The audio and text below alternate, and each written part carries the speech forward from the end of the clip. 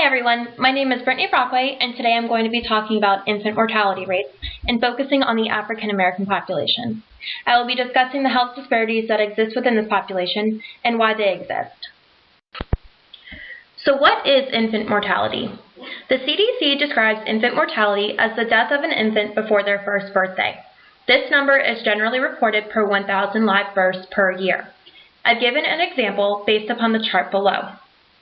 This chart reflects roughly 13 deaths per 1,000 live births in the African American population in the year 2009. We can see this number is greater in every year for this population compared to other ethnic groups. According to Elaine Schroeder, a news reporter for CBS News, infants in the United States are more likely to die compared to infants in other countries. In the United States, roughly 6 infants out of 1,000 die before their first birthday. This is about 3 times higher than Japan's infant mortality rate, which is an extremely wealthy country in Asia. So the question being asked is, does the level of wealth within a country determine the rate of infant mortality? Let's take a look at this further. Infant mortality affects not only the family, but the community as well. McDormand and colleagues explain that infant mortality is one of the most important indicators of health as a nation. This is because it is associated with a variety of factors, including maternal health, quality and access to medical care, as well as socioeconomic conditions. Looking at this chart provided by the CDC, we can see again African American infants are nearly 2 times as likely to die within their first year of life compared to all other races. So why do these health disparities exist within this population? The first reason is limited access to quality education. This includes prenatal, postnatal, and pregnancy prevention techniques. According to the U.S. Bureau of the Census completed in 2004, infant mortality rates generally decrease with increasing levels of education. This pattern may reflect the effects of more educated as well as socioeconomic differences.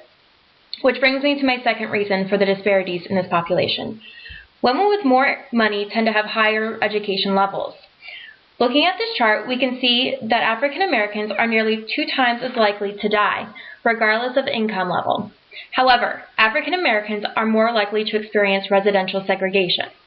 Residential segregation decreases occupation opportunities, and thus the mother receives decreased income, which then affects the quality of care she receives. Lastly, African American women are more likely to experience interracial discrimination. This experience can lead to increased stress levels on the mother, which can impact healthy development of a fetus. According to HEA and colleagues, several studies support the concept that maternal stress is associated with preterm birth, and there is considerable overlap in the pathophysiology of preterm birth and stillbirth. Desmissy adds to this stating, preterm birth is the prevailing disparity in the United States with African Americans, and they are at a 2 times greater risk of developing preterm births compared to whites. Research has shown that stress is likely to be increased with the release of corticotropin hormone, which also increases the chances of preterm delivery and low birth weight.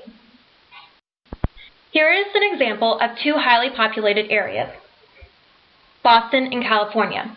Over the years, infant mortality rates have decreased for each population. However, African Americans are still at an increased risk. In conclusion, disparities are present in every population. The reason why African Americans are more likely to experience infant mortality is because they have limited access to quality education, they experience residential segregation, and that impacts income and access to the resources, and they experience higher levels of stress from interracial discrimination.